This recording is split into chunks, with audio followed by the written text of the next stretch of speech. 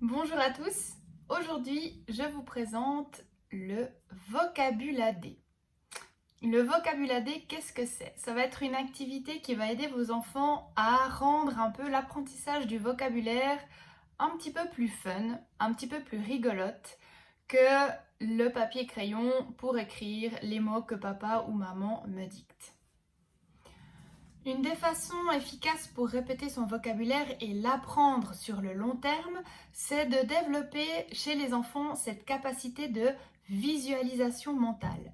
C'est-à-dire que l'enfant se représente, s'il ferme les yeux, le mot écrit dans sa tête, comme une petite photo. Voilà, donc on imagine que votre enfant a reçu sa liste de vocabulaire de la semaine. La première chose à faire, c'est s'assurer qu'il ait bien compris les différents mots qu'il a à apprendre. C'est très compliqué pour quelqu'un de s'imaginer apprendre l'orthographe d'un mot qu'il n'arrive pas à saisir, qu'il ne comprend pas. Exemple, si on me donne un mot en suisse-allemand et qu'on ne me dit pas ce que c'est, je vais avoir extrêmement de la peine à fixer son orthographe. Une fois que vous vous êtes assuré que votre enfant connaît les mots qu'il a à apprendre, il va y avoir la phase d'apprentissage. Cette phase d'apprentissage, elle se fait de manière autonome, c'est-à-dire que votre enfant va s'isoler, prendre sa liste de vocabulaire et lire les différents mots les uns après les autres en essayant de se rappeler de l'orthographe des mots.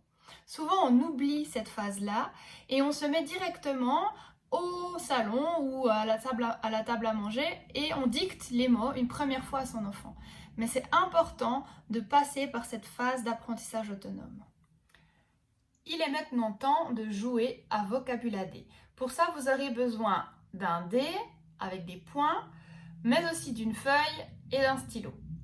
Vous allez tout d'abord écrire les mots de vocabulaire sur une feuille, puis découper les mots et les plier. J'ai mis tous les petits billets dans un panier, donc vous pouvez demander maintenant à votre enfant de piocher un billet, de vous le donner et ensuite de lancer le dé.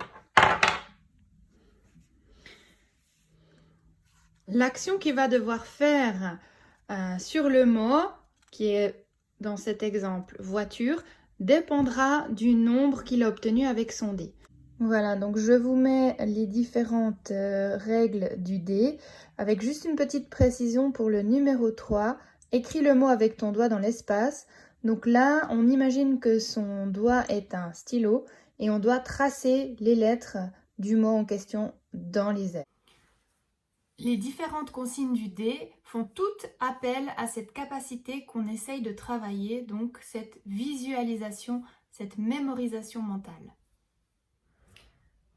Dans cette activité également, c'est intéressant d'échanger les rôles. Vous piochez au hasard un mot et vous le donnez à votre enfant qui va vous corriger si vous faites une erreur en l'épelant ou en donnant une lettre sur deux. En vérifiant vos réponses et en vous corrigeant, l'enfant va aussi apprendre l'orthographe des mots et ceci sans s'en rendre compte. J'espère que cette vidéo vous permettra de diversifier un petit peu les moyens d'apprentissage du vocabulaire avec votre enfant et de rendre ça un petit peu plus ludique.